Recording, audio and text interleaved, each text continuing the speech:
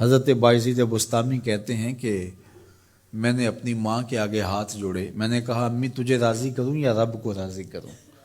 تو اپنے حق مجھے معاف کر دے، اللہ کو میں راضی کر لیتا ہوں۔ ماں نے کہا جاؤ پتر میں اجازت دیتی ہوں۔ گئے جنگلوں میں ذکر و فکر میں لگے رہے، تنہائی میں اس کو یاد کرتے رہے، دن رات ذکر کے چراغ روشن رکھے۔ 12 سال گزر گئے حق کی تلاش میں۔ ایک دن واپس بستام کے قریب سے گزر رہے تھے، خیال آیا چلتے چلتے ماں کو سلام کر جاؤں۔ دروازے کو دستک دینے لگے تو اس خیال نے ہاتھ روک لیا کہ ساری زندگی ماں کو سکھ تو دیا کوئی نہیں، اب دکھ بھی کیوں دینے لگے ہو؟ رات کا ایک پہر بیت گیا ہے، سردیوں کی لمبی رات ہے، ماں بستر میں لیٹی ہوگی، تیرے لیے اٹھے گی، دروازہ کھولے گی۔ دروازے کے ساتھ ہی لگ کے بیٹھ گئے اور ساری رات کاٹ دی، اس خیال سے کہ ماں کو تکلیف نہ ہو۔ جب سحری کا وقت ہوا تو اندر سے جو نالی آتی تھی اس نالی سے پانی آیا، سمجھ گئے میری ماں تہجد کے لیے اٹھی ہے اور وضو کا پانی ہے، تو فوراً دروازے پہ دستک دی۔ اندر سے آواز آئی بیٹا باعزید میں ابھی آئی۔ مائیں بیٹوں کے دستک کے انداز سے جان لیتی ہیں یہ کس بیٹے کے ہاتھوں کا لمس ہے۔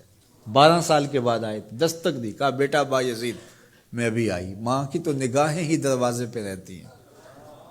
اللہ اکبر۔ کہتے ہیں کہ ماں نے دروازہ کھولا، 12 سال جنگلوں کی خاک چھانتے بیت گئی تھی، پراگندہ صورت، بکھرے ہوئے بال، پھٹے ہوئے کپڑے۔ میری ماں کی جب نگاہ میرے پہ پڑی تو اس کی چشمان سے موٹے موٹے آنسو ٹپکنے لگے، اور اس نے ایسے ہاتھ پھیلا کے کہا مالک میرا بیٹا باعزید تیری طلب میں نکلا تھا، تو نے ابھی تک اسے اپنا قرب نہیں دیا۔ حضرت باعزید بستامی کہتے ہیں 12 سال کی ریاستوں سے جو کچھ نہیں ملا تھا ماں کے اٹھے ہوئے ہاتھوں سے مل گیا۔ میں نے کہا مالک میں تجھے کہاں ڈھونڈ رہا ہوں، تو کہاں موجود ہے؟ تو ماں باپ کی رضا اللہ کی رضا کا دروازہ کھولتی ہے۔ جن لوگوں کے ماں باپ ناراض ہیں اور وہ جا کے پیر صاحب کی خدمت کرتے ہیں، اور میاں ماں کے قدم چومو، باپ کی ٹانگیں دباؤ، ان کی خدمت کرو، تمہارے پہلے مرشد وہ ہیں، ان کو راضی کرو، پھر کسی شیخ کامل کی صحبت میں آنا، دیکھو کیسے دل کی بند کھڑکیاں کھلتی ہیں۔ ایک مرشد تو ناراض کر رہا ہے اور دوسرے مرشد سے تمہیں کیا ملے گا؟ تو راستہ یہیں سے کھلے گا۔ والدین کو کبھی ناراض نہ کرو، والدین کو کبھی دکھ نہ دو، والدین کو کبھی تکلیف نہ پہنچاؤ، اور والدین کو بھی چاہیے کہ اپنی اولاد کو اپنا نافرمان نہ بنائے۔ ایک بزرگ فرماتے ہیں کہ مجھے برابر 30 سال ہو گئے ہیں کہ میں اپنی اولاد کو کوئی حکم ہی نہیں دیا، کوئی حکم نہیں دیا۔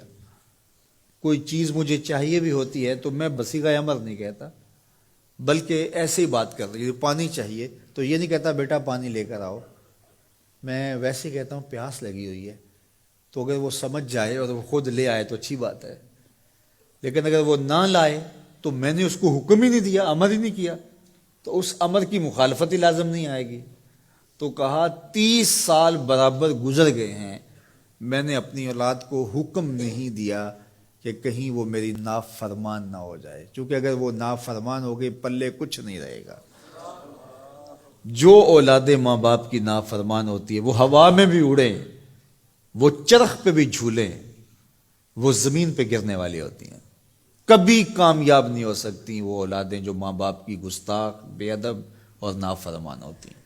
وہی اولادیں سرخرو، کامیاب اور کامگار اور بامراد ہوتی ہیں جو ماں باپ کی خدمت کرتی ہیں، ماں باپ کی دعائیں لیتی ہیں۔ وہ ایک بچہ ماں باپ کے پاؤں دبا رہا تھا، تو ایک بچہ ایک بر اعظم میں، دوسرا دوسرے بر اعظم میں، تیسرا تیسرے بر اعظم میں بڑے بڑے کاروبار کر رہا تھا۔